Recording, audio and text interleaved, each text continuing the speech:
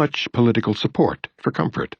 The threat of democracy was not overcome until the 1965 Suharto coup and the huge slaughter that immediately followed, establishing one of the most brutal regimes of the late 20th century. There was no further concern about democracy or about awesome human rights violations and war crimes.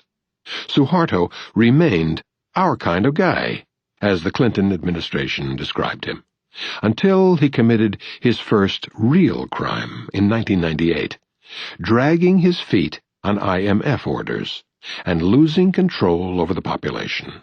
At that point, he was instructed by Secretary of State Madeleine Albright that the time had come for democratic transition, though some, like Suharto's longtime advocate Paul Wolfowitz, continued to find him meritorious. The Indochina Wars fell into the same pattern. The justifications put forth were the usual ones, though defense against communist aggression had to be construed rather broadly.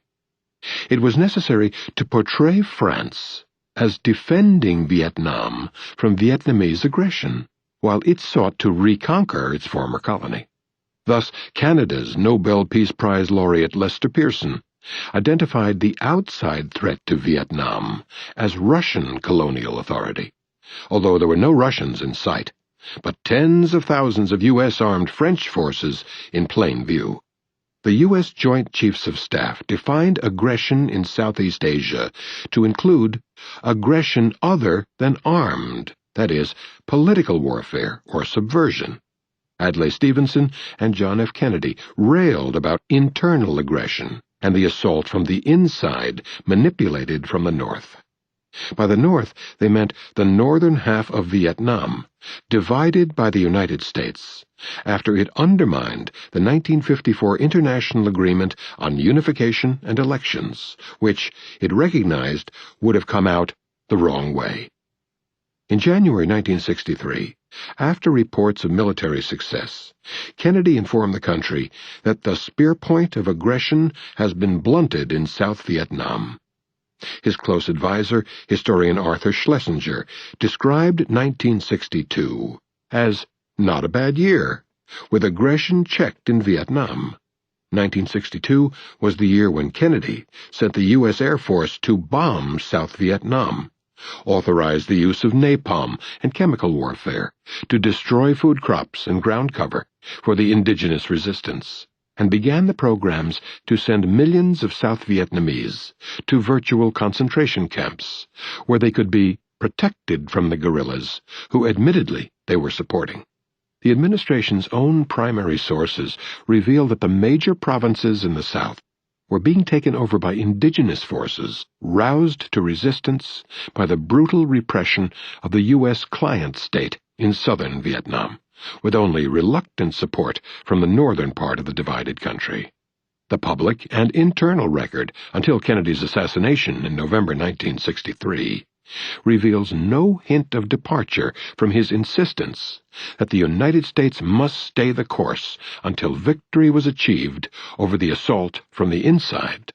After the war became highly unpopular in the late 1960s, particularly after the 1968 Vietnamese Tet Offensive turned elite sectors against the war, memoirists radically revised their accounts, while they and others produced recollections to support the doctrinally more acceptable view that Kennedy and others were secret doves. Very secret. There is no credible trace of it in the record. Recent efforts to sustain the image of Kennedy as a secret dove have come up with a few scraps of evidence, which are interesting in their assumptions. They implicitly define a dove as someone who insists on assurance of victory before withdrawal.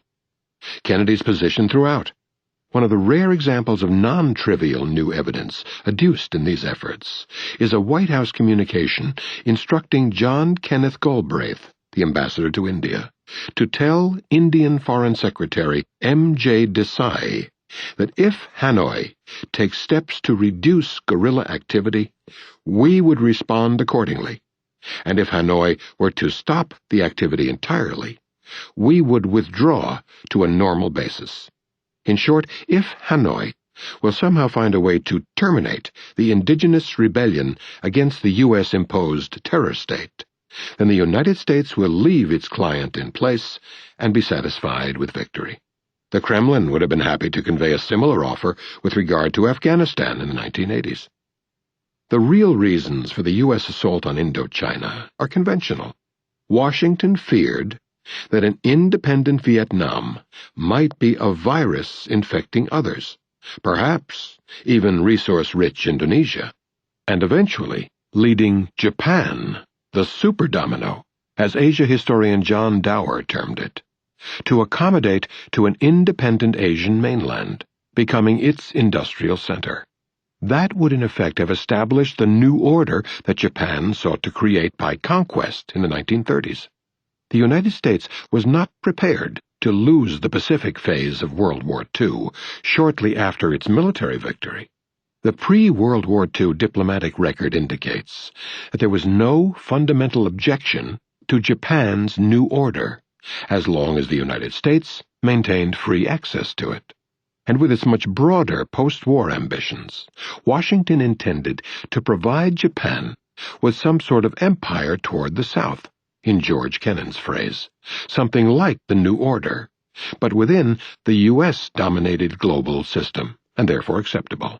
Other functions of the region, as outlined by Kennan's staff, were to ensure that Britain have access to the resources of its former Asian colonies, and to facilitate the triangular trade patterns that were to be the basis of the post-war reconstruction of Europe and the creation of markets and investment opportunities for U.S. corporations, then moving to the multinational stage.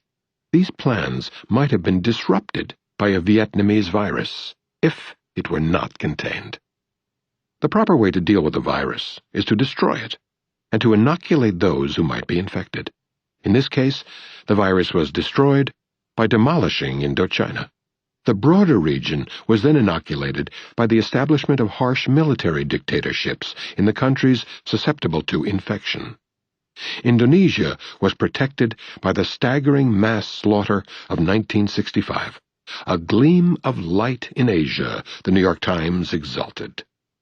The reaction captured the undisguised Western euphoria over the outcome of the massacre of hundreds of thousands of people, mostly landless peasants, and the destruction of the only mass-based political party, the Indonesian Communist Party, as the country was opened up to free Western exploitation by crimes that the CIA compared to those of Hitler, Stalin, and Mao. The essential logic of the Indochina Wars was articulated by Kennedy Johnson National Security Advisor McGeorge Bundy. He observed in retrospect that our effort in Vietnam was excessive after 1965, when Indonesia was safely inoculated. The basic war aims had been achieved. By the late 1960s, the U.S. business community had come to realize that it was pointless to extend the war, which by then was harming the U.S. economy, largely because the anti-war movement compelled Washington to follow a costly guns and butter policy, instead of calling a national mobilization that would have been beneficial for the economy, as during World War II, a popular war. Elite opinion and government policy shifted accordingly.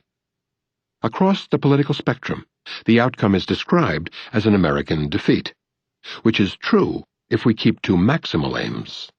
The United States did not manage to impose client states in Indochina, and the credibility of U.S. power was perhaps marginally harmed.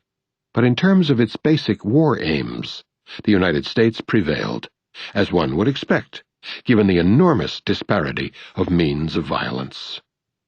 The public version of the domino theory maintained that Ho Chi Minh would conquer Southeast Asia, Nicaragua would take over Central America, and soon after, the hordes would be sweeping over Texas, with the Russians only a footstep behind, and so on. The public version is commonly derided as a naive error after it has served its function, creating misimpressions at home. The internal version of the domino theory, however, is never abandoned, because it is plausible Successful, independent development and steps toward democracy